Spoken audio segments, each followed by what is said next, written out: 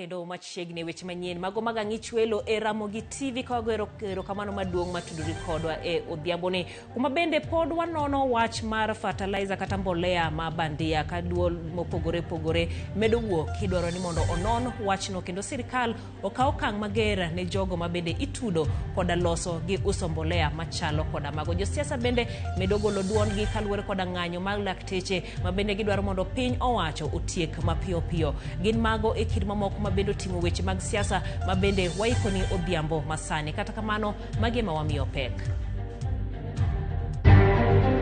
Na maema yenye imebebwa na maji. Watu wanakoncheka sasa kwa malaria. Jodak manodar e miechegi e gwenge ma Baringo kaluwore koda njore koro nigi midhiero diriyo ka koth mapek rocho ngimagi e kambi jot ma Moi Nonin. There are people dying in public hospitals. Doctors and the employer and they have not agreed. This should not be happening. Riwruok mar Bishope Jokopere KCCB kwayo sirikal mondo otiek mapiyo ng'anyo mar lakteche mondo ores ngima jo Kenya. Sioni shida ya usaliti mwingi sana huku. Mtapelekana na hawa vizuri sana na watawasaidia kwa kazi zenu. Usaliti huko upande mwingine sitaki sijui. Jatend piny machon Uhuru Kenyatta osiemo wang' josiasa ma andhoke konyisogi ni telo gi pesa duto biro rumo.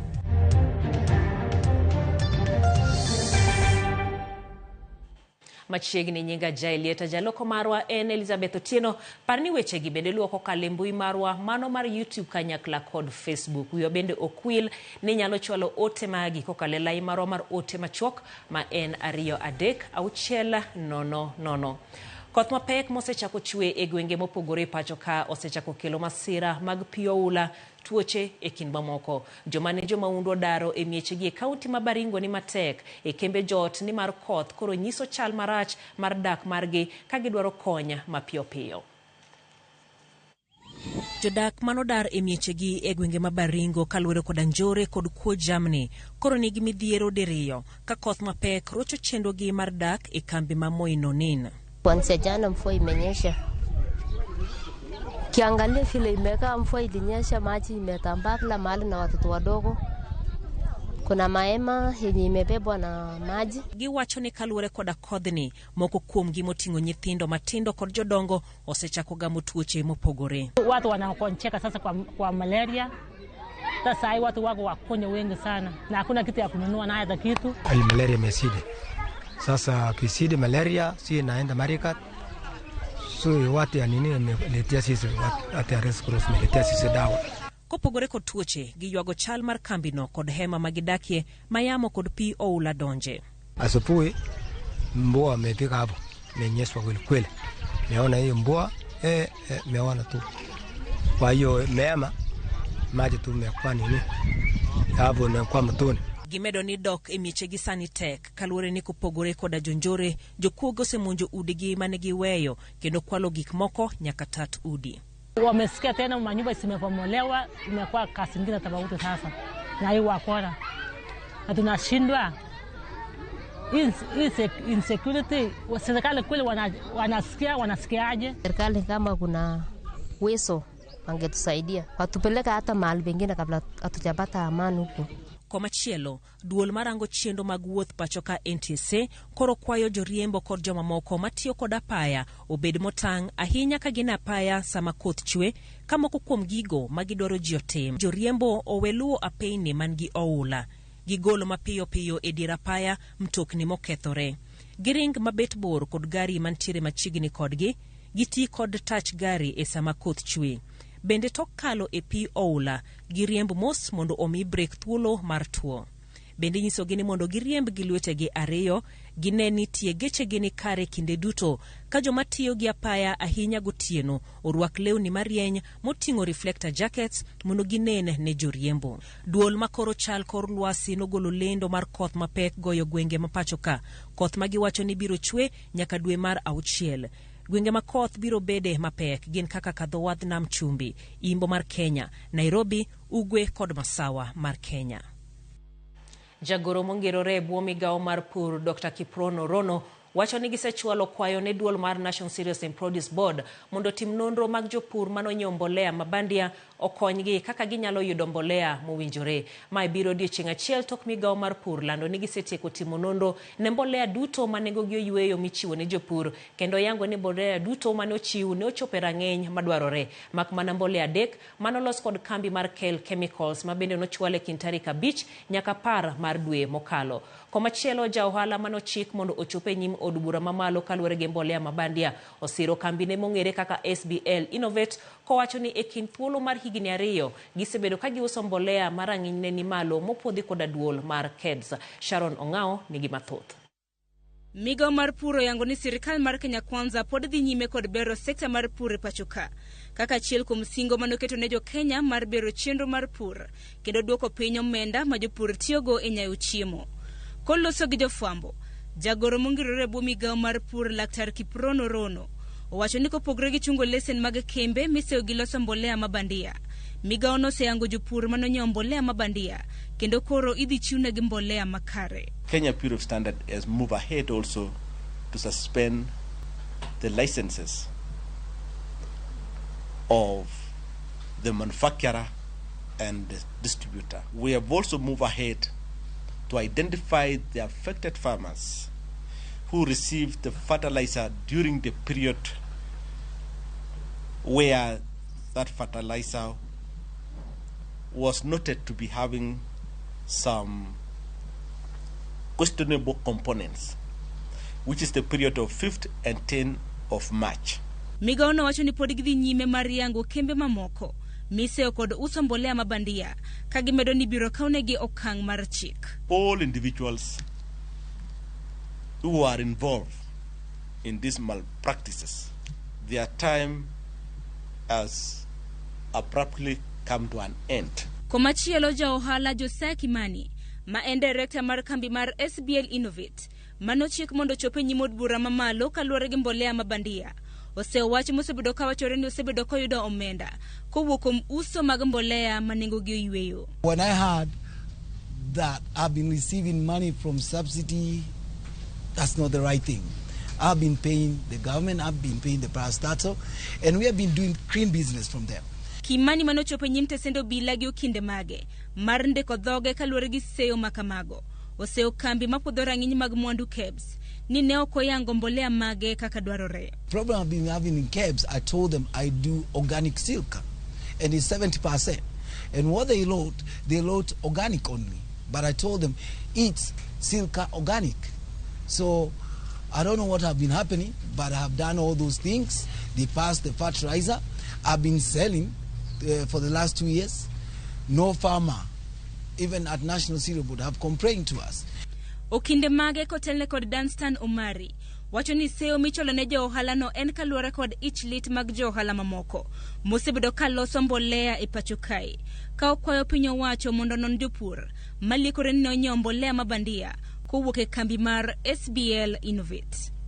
Mabwenyenye waliokuwa wamekalia biashara za fertilizer kwa miaka nenda miaka rudi hawafurahii vile kampuni yake kwa miaka 3 imeweza kufanya utafiti mkubwa na kuweza kupenyeza ile fertilizer zake kwa wananchi. Wananchi wamependa fertilizer yake. Go to where these fertilizers are, find out from those farmers who sold this fertilizer to you, who brought it to you, because paper trail must be there. It is KEBS, which is a government authority that is supposed to now evaluate and say which is this that is being rolled out there, which is not meeting the standards. Jaohala no mano chik mondo duoge sesendo bila chieng' wuok tich mar ndiko dhoge bende biro chopo e nyim kamiti mar od bura maduong' mochung' ne weche pur chieng' tich 2 mar juma mabiro mondo da dhoge kaluwore gi seyo mar uso mbolea mabandia. Sharon Ong'ao, RamogiTV. Riwruok mar ute lamo e pacho ka NCCK bade ma ugwe mar Kenya oseyo sirikal kuom rewdeo achiedhnade mokwako sekta mar thieth e pacho ka. Koloso gi jofwambo, jakom mar NCCK Leonard Kasioka owacho ni sirkal onego ne ni chandruok mantiere sekta mar thieth orumo. Owacho ni jotuo medo yudo chandruok kaluwore koda sirkal golo chenro mar Universal Health Coverage kod Edu Afya Medical Scheme kapok oketi chenro mar SHIF kare mondo okony jopiny. Komachielo, jaod bura makieni Njoroge Wainaina okwayo jatend piny Kenya William Ruto mondo gole tich jatend migawo mar thieth Susan Nakumicha kata miye tije mamoko mayotne. Is extremely slow and not well understood. As a result, many patients are suffering greatly as health facilities quietly decline to treat them based on the NHIF. The most troubling is the failure to implement policies and measures that meaningfully cut down the cost of living, contrary to what was promised during the elections. Persistent increases in taxation is hurting our people. We call on the Parliament to fast-track the review of the Finance Act of 2023. We are 55 million Kenyans, and our Minister for Health is one, Nakumicha Susan. Mi nikiziweka masikio yangu kwa ground. The feeling of the people is that she is a minister but not a good minister for health. We are not challenging the appointing authority, but she can maybe do in another ministry. Because what would happen if we had a crisis like the COVID-19 we had in 2020? Can Lily Nakumicha deliver us from those temptations? The answer from the many people in Kenya is that she may not be able to. For that reason, I'm pleading with the appointing authority, kindly bring a serious person to that ministry. Pode wach mar ng'anyo lakteche ni riwruok mar governors koro dwaro mondo winjruok manobeti kind lakteche kod sirikal e higa 2017 onuo kendo, kowacho ni moko kuom gik mantiere winjruogno ok nyal kete tem. Jakom komiti mar thieth e riwruok mar governors Mudhomi Njuki, ma bende en gavana ma Tharaka Nithi, owacho ni 95% mag lakteche ni kod winjruok e kindgi kod counties ma gitiye, gima wacho ni koro ok en gima kare ni lakteche pod ntiere ng'anyo. Njuki dwaro mondo lakteche matie counties obede to kod governors mondo giyud duoko e wi ywakgi giwe sando ngima jo Kenya mondo gidog e tich. CBA was signed in 2017, and these fellas were very clever. It was signed in 2017 just before elections. I will not stand here on behalf of Council of Governors and say it was signed under duress, so I didn't say it. And some of those terms that have been put there are the ones I'm talking about. And we acknowledge, yes, there are issues, but we can't sort them when we are raising banners in the streets. When the government has offered to release money to sort out some of these issues. Jatendwan bura ma Safina Jimmy Wanjigi okono oganda luo mondo oriwre kod oganda mawuok e Kenya madiere mondo githul oko tend Kenya Kwanza, mowacho ni tich otamo e seche mamoko kuom jokanyo mag ODM e gwenge mag Nyanza. Bende seyo tend Kenya Kwanza ni pok ong'iyo gwenge mag Kaluo kod wang' maber e weche mag dongruok. Jo Juma nigi ler mathoth. Wanjigi moriko ne wuoyi kinde nyasi mar Solomenda mar gero kanisa no mar oganga SDA e gwego mag Nyatike. Nyasi manoyore kod gavana ma Migori Chile Yako, gavana ma Kisumu Anyang' Nyong'o, jatend kweth manok boma malo Pi Wandai, kod jobon ma Nyatike to Modege, ne wane oganda luo kod mago mawuok e Kenya madiere kende emosbiro kako reso piny Kenya kendo sa ochopo mondo gimakre matek. Lake region and the mountain, when they join up, the entire country benefits. That's how we got independence. That's how we got the removal of 2A. And when we wanted Moi out, that was the unity. We are now in what we call the third phase of our history, and that is the economic liberation. The economic saviors and warriors are going to come from the lake, and they are going to come from the mountain. Owajiten Kenya Kwanza, oserem, chopo dwaro ne jo Kenya duto, kendo onge geno mora mora. It will be doctors today, it will be teachers tomorrow, it will be the entire civil service the day after. The problems we have here are problems of the economy of Kenya. And William Ruto is unable to solve this problem. Jokanyogo mag ODM manochopo nyasi mar choko omenda ka otelnegi kod jatend kweth manok boma malo Pi Wandai ne owani girwako Wanjigi e gwego ma Kaluo ka giwacho ni ogai mar ODM Odinga ema biro wacho kama oganda luo dhi luo e yiero maduong' mar higa 2017. Is that as a country we must continue to be united and move forward as one people. And that's why I'm very happy to see my brother Jimmy Wanjigi. I want to encourage you that you continue to visit us more and more. And why Manachiel again? And Raila, Amolo, Odinga. And one our direction. We one kaka jo ODM mamigori together gi jo ODM mamoko nyaka wariwre thuolo duto. Wanda iwacho ni chenro mathoth mag dongruok mane ochak gwengo mag Kaluo e kinde jatend piny Kenya machon Uhuru Kenyatta pod okwamo gin manyiso tend Kenya Kwanza pod ok gwengo mag Nyanza kod wang' maber. Ni sirikal mar Ruto ni en sirikal mohero joluo. To onego bed ndara mane igoyo lamo koa Migori nyaka Meru koro oserumo.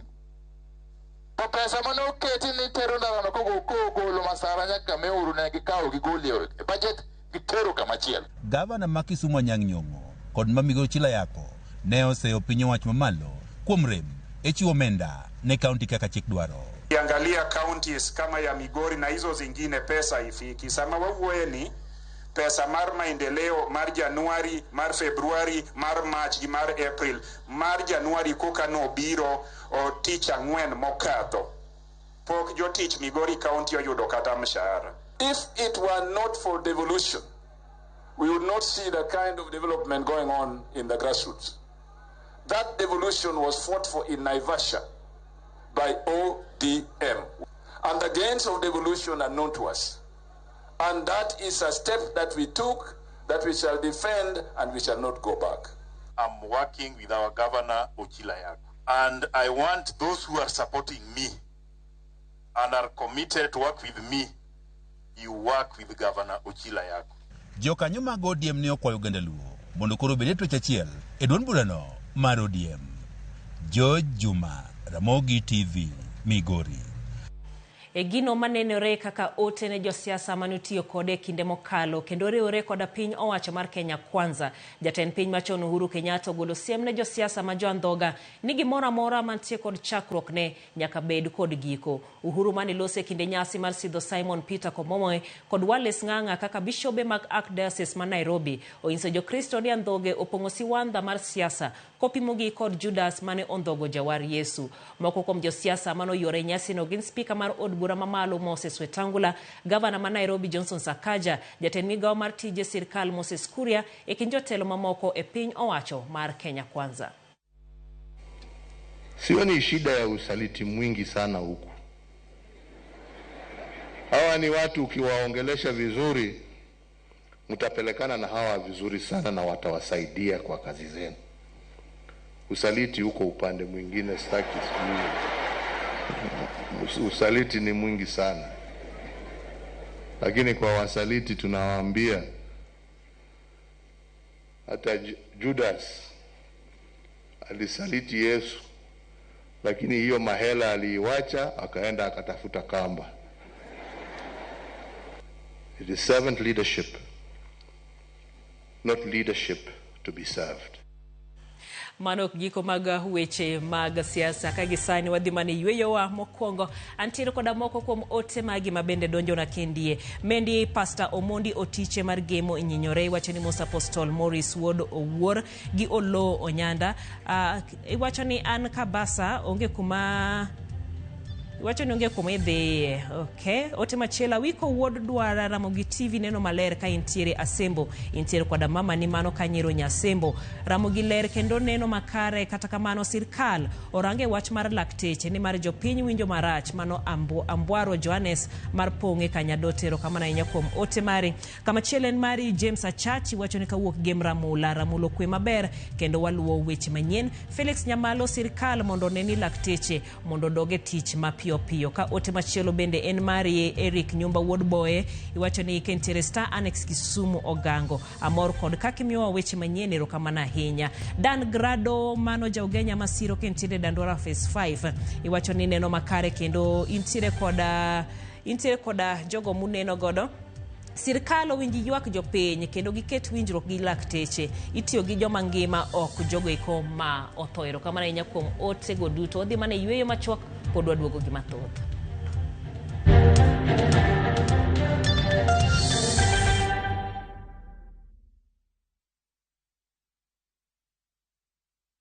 Introducing the Viusasa Data Pass Bundle. New way to enjoy your favorite shows on viusasa.com. For just 20 bob a day, dial *544 *25# to get 200 MBs of Safaricom data, granting you unlimited access to shows like Becky, Mwendo Athapki, Kundali Bagya, Mapishi Time, blockbuster movies, and more. No registration, no subscription. It's a straightforward pass for uninterrupted entertainment. Watch all day with the Viusasa Data Pass.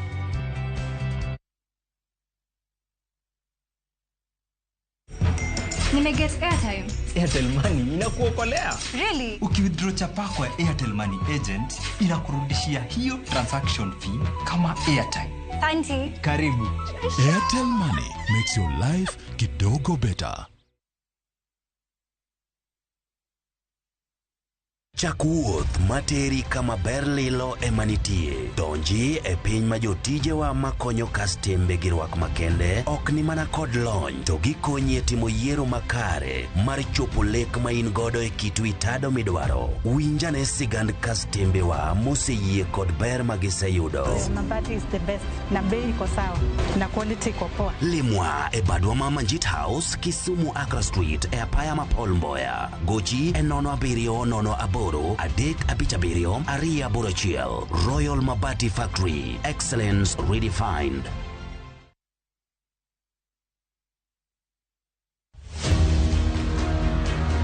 E piny maera onge tong'. Nyadendi moro ne paro ni oyudo mor mabiro siko nyaka chieng'. Amba mor, ero kamano kuom mor. Kata kamano, nitie weche moko mopondo ma ok nyal siko kopondo nyaka chieng'. Obi. Makruok biro bedo e bwo tem, kendo chuny ji biro nyosore. Ma sigand hera, wuond kod chiwruok. Ne maling'ling mag chuny e wi Nam Cinema, Jumapil, saa 2:15 otieno kod saa 4 otieno. Mana e RamogiTV.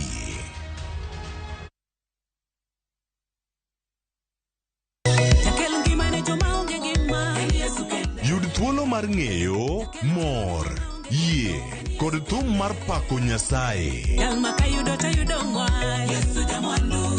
Bedo gi yie motegno, kendo bedo gi mor kod kwe odiochieng' Jumapil. Wakelo ni wende Nyasaye kod jower wende Nyasaye. Nyithindo bende nyiso hera magin godo ni Nyasaye. Sigendni kod wach Nyasaye mamulo chuny ji. Nitie seche moko roda ma ok inyal lemo. Tinyalo bedo gi wach adi? Achiel. Minyiso Nyasaye. Injili kalo. Jumapil ka Jumapil, chakre saa 12 okinyi.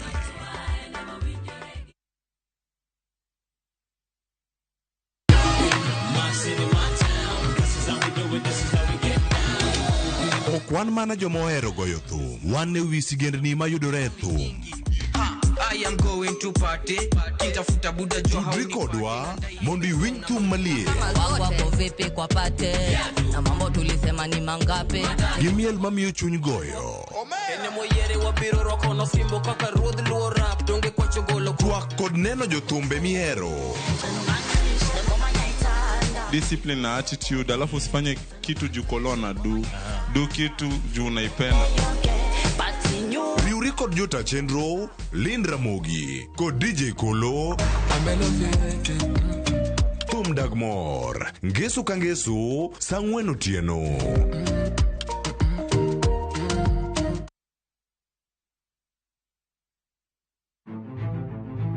Ikrine wuoth mar dhialo teko kod lony mar joma mine e Kenya mangima. Na explore mang'e kaka bro connect numbers gi solving real world problems. Onyalo bedo e weche mag ohala, paw siasa kata dongruok. Mine gi yawo yore ne oganda e higni mabiro. Adwa nyiso joma rowere ni kentie idea main to chaka kada kaen mana mar uso mandas. Kochakore jiwo ratiro e kind chwech nyaka ting'o duond ji mopogore makelo lokruok makare. And about just puonjo jotelo bedo joma ber, bedo joma kare, joma ohero dongo, joma tiyo negi, employees matiyoni ka gionge, you cannot go for agile. Mine wacho, ngeso ka ngeso kod jailieta.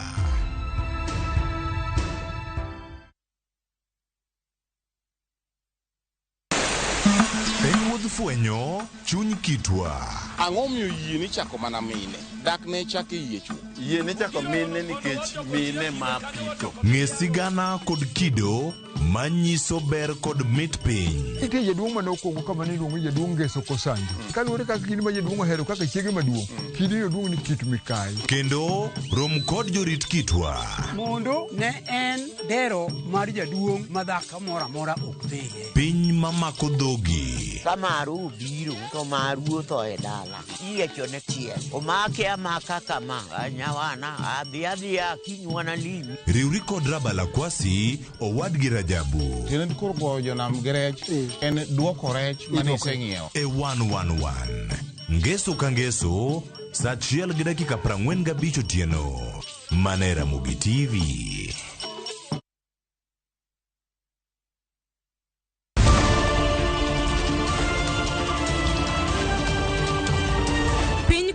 To rugi mage. Weche manyien. To chuny mbaka en nyiero, ywak kod muodo lak. Matwak kod duond jopiny. Nyakora Ramogi jong machiegni neno weche manyien. Ma en rupiny kod mbaka oromo. RamogiTV.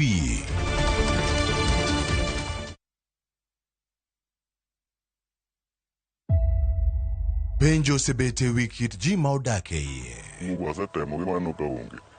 Adwaro tich. To ka tich onge to pod ma vijana gi pod dhi unde marayudo kamoro kamoko bodho atemi go magisezi. En kido mage manyaka jomatindo loki ka gidwaro lokruok ne ngimagi. The problem with our youths today is sana manyanza. Obeo kadar yambo wala handouts.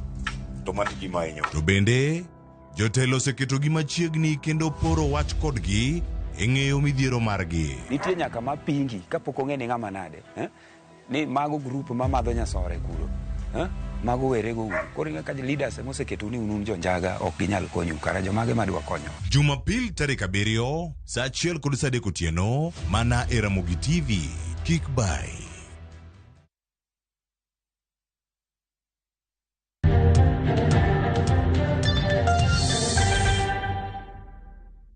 Machiegni kendo ji adek owito ngimagi e kinde ma jomoko 10 oyudo hinyruok maricho tok bas mane giidho tuomore kod lori mar mauta e alwora ma Muguga, Kikuyu e kaunti ma Kiambu. Basno mar Eldoret Express manoting'o jowuoth 62 nodonjo kuom lori mar mauta manokethore kendo chung' e geng apaya. Komanda mar obila ma Kikuyu Ronald Kirui wacho ni lori no nokethre kar saa 11:30 okinyi. Basno nochomo Nairobi kowuok Nakuru e kinde mane brek nochot ma bende odonje lori no.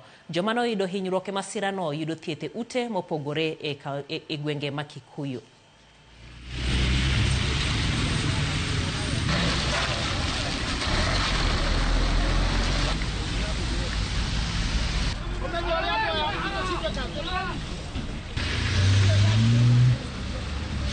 Poli ilikuwa imeharibikia kwa barabara, na kwa hivyo hapa unaona kuna mteremko.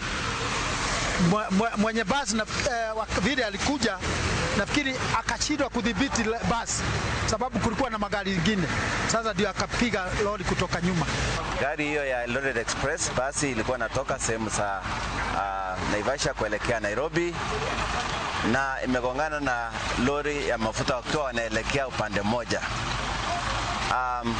Kupitia kwa ajali hiyo tumekuwa na vifo ya watu 2 na majeruhi kadhaa.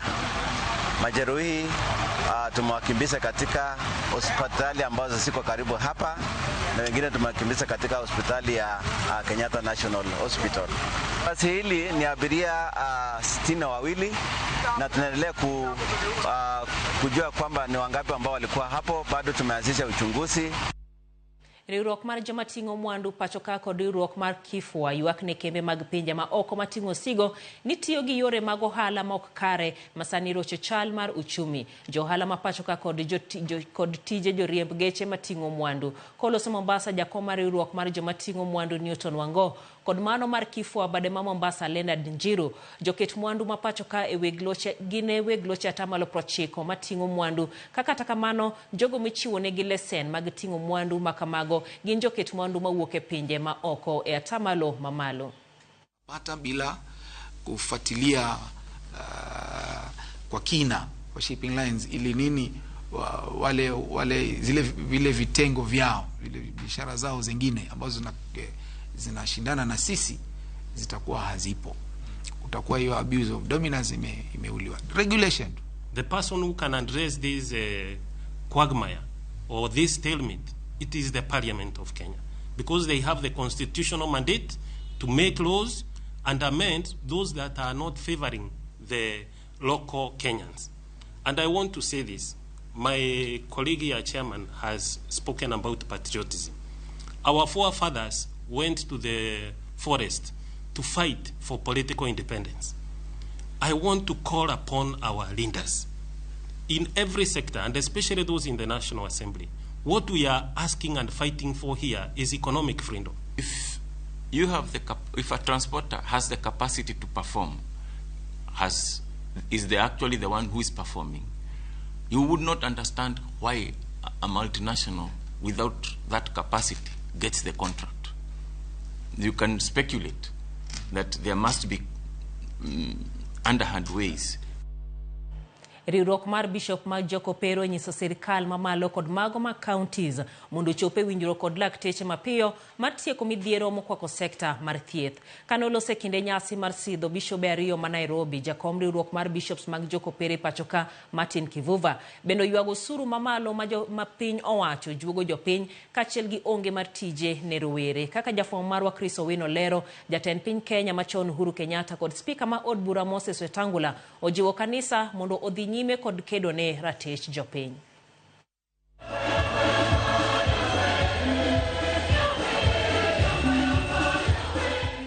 Kanisa mar Jokopere okwayo sirikal mondo tiek ywarruok manie kindgi kod lakteche e yo mapiyo mar geng'o thoe.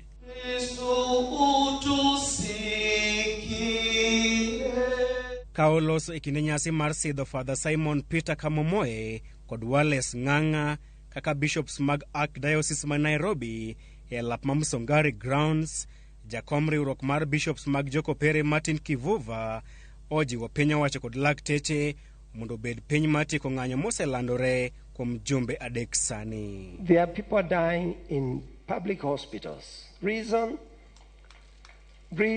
you know, doctors and the employer and they have not agreed. This should not be happening. Kivuva bende oketo piny owacho mar Kenya Kwanza e nyong'ong kaluwore gi medruok e osuru ma ijuogo jopiny kaachiel kod onge mar tije e kind rowere. They're pained by the taxes we're being asked to pay for certain things. And I must say, it is possible to work together.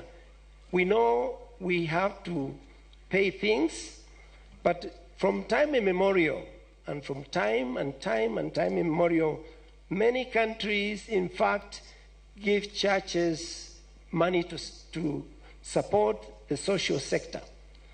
We also want to encourage each one of us to look for ways for the young people. They are struggling, and we all belong to the same country.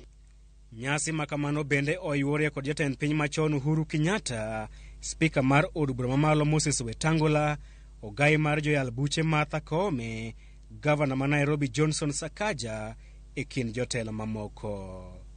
The Catholic Church indeed has provided for us two presidents, President Mwai Kibaki, President Uhuru Kenyatta. It has produced two vice presidents, if I'm not wrong. He has produced for us a speaker of the National Assembly, Moses Wetangula. So for those who intend to become presidents in future, one of the places kukaa ni kwa Catholic Church. Unaweza pata bahati ukiwa kwa kanisa yetu. Uhuru Wetangula kaachiel gi Sakaja opako kanisa mar Jokopere kuom chenro mag bero weche mag somo kaachiel gi thieth, ka bende gikwayo kanisa mondo chung' motegno e kedo ne ratich oganda kaachiel gi telo makare. The church is the conscience of society. We must always ask ourselves, and especially the leadership of the church, is whether we are still faithful to that calling. Are we still the conscience of society, or have we forgotten that critical role? Your Grace, the place of the Catholic Church in our country is really, really solid. The history of this country can never be written down without noting and acknowledging the contribution of the Catholic Church from the time of bringing education, from actually 1498 up until today, in the areas of healthcare, in the areas of education, and of course, in society, the areas of spiritual nourishment.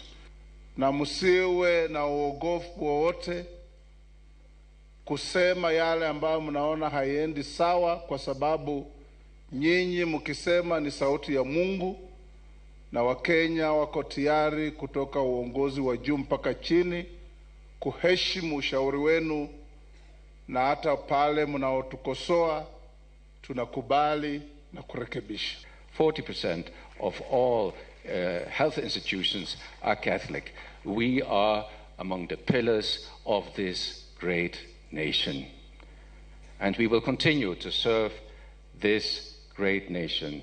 Magitimore kinde ma kanisa mapacho kae osebedo ka iseyo kuom koso chung' motegno e kedo ne ratiro mag jopiny kaachiel gi siemo ne oganda yo. Chris Owino, Ramogi TV, Nairobi. Chendo makedo koda tiyo marach koda kuongi yedhe mamero ji kanyakla kod iye ma oyewe kindro were modaka thieno masire sub-county ma Ugunja noyudo jip to kanisa eriuro kod ruoth malworano bagodio chieng' mar tiegruok mar jopuonjere manyiri masome skunde sekondar kod mago madundo kendo ywayo jopuonjere maromo 700 kaluwore koda jalup ruoth makathieno B Joash Omondi Ogola paro mar bago chendo makama geto duoko chien iye moyew e kind jopuonjere kaluwore koda puonj ma imiyogi. Nyasino no bagi alwora mar bar ndege mar puonjo jopuonjre ritruok e kindegi mag rusa. To interact but for God, and speaks to us about our bodies, to me, which will lead into the... Lengo letu siku ya leo ni kuhakikisha kuwa tunatoa ujumbe wa kuweza kuwahamasisha na kuembawa hao watoto wasichana ili waweze kuwa na msingi mwema katika masomo yao na katika maisha yao kwa jumla. To achiel kuom gima chando dhano moloyo nyathi manyako mondo mi odhi nyime e yo makare gi weche mag dongruok mag ngima ma dhano en ka nyathi manyako oyudo ich e kinde machon kata odonje weche moko mag anjao kaka madho kong'o yien mamero ma emomiyo en thuolo maber ahinya ma mondo mi wati gi jowetewa moloyo odiochieng' ma kawuono ma mondo mi wakel lokruok e ngima nyithindwa gi. Gweng' ma nyiro some en gweng' modongre kabisa. Emomiyo wan wawuogre mondo wachak empower women mondo nyiwagi bende obedie ka Grace Ogot, gibedie ka Christine Ombaka, gibedie ka Margaret Ogola, gibed ka mine moko madongo ma ji oluoro e Kenya kawuono.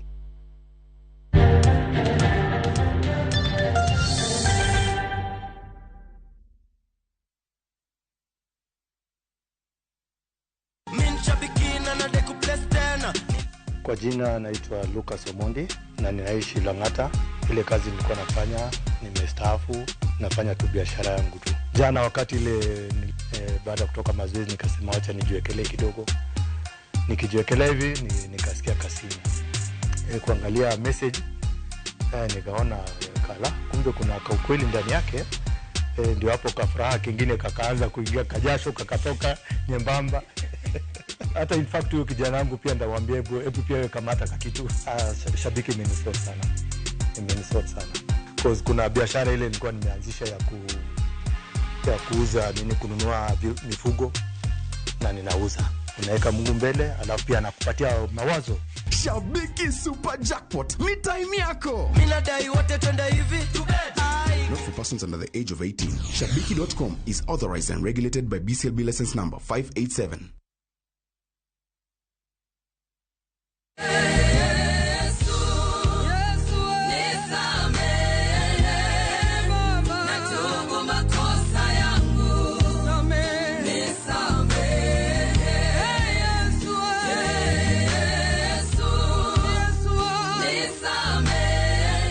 Dial *487*3# to get this song.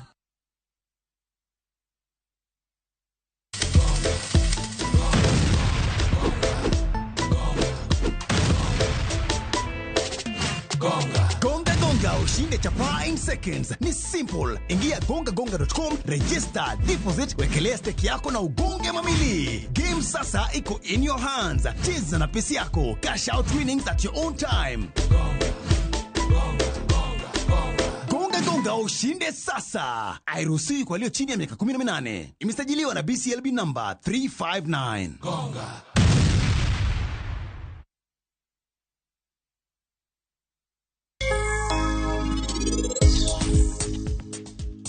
Gima dhi timo kawuono? An ang'e maber ni dhi loko gimoro amora e anyuola mangima. Maling' ni dhi loko gik moko kaka wan wadwaro. Koro wano powe mana wach mar rango karanka. Koro mor mar gudi nyaka warang maber. Wat mantie kindwa ni biro rumo koso? Awacho ni maber no mondo mi viki nyathine makaran. To kok kamano ufundu giku mondo wa. Onigi kwaya ngono mokungo aito param. Bro duko ni opichi sani. Nimeget airtime. Airtel Money inakuokolea. Really? Ukiwithdraw chapa kwa Airtel Money agent inakurudishia hiyo transaction fee kama airtime. Auntie. Karibu. Airtel Money makes your life kidogo better.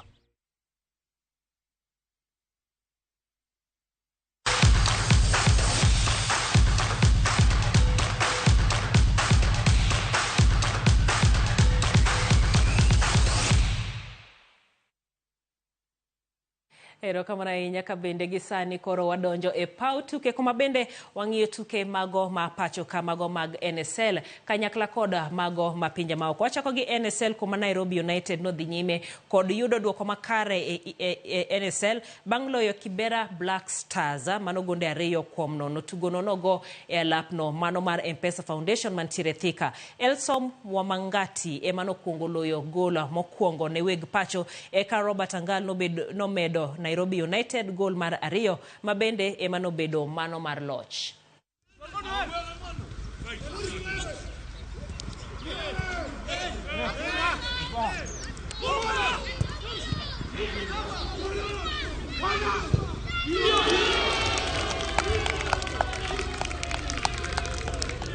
Kumekuwa na hiyo kukosa kumakinika kwa some of the players.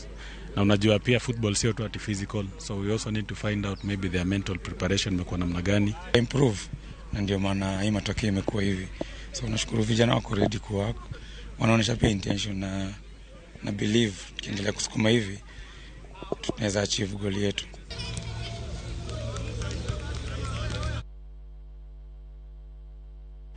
Timar Manchester City kawuono noloyo Crystal Palace gonde 4-2 e tugo no mar